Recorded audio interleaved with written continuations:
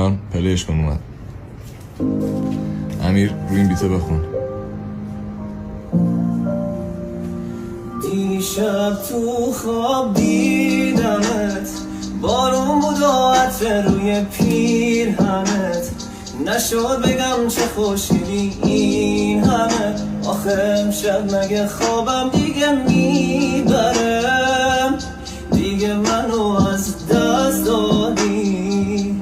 تو چشام بودی ولی افتادی، میگردی تو آدما دنبالم، از دلم رفتی دیگه آزادی.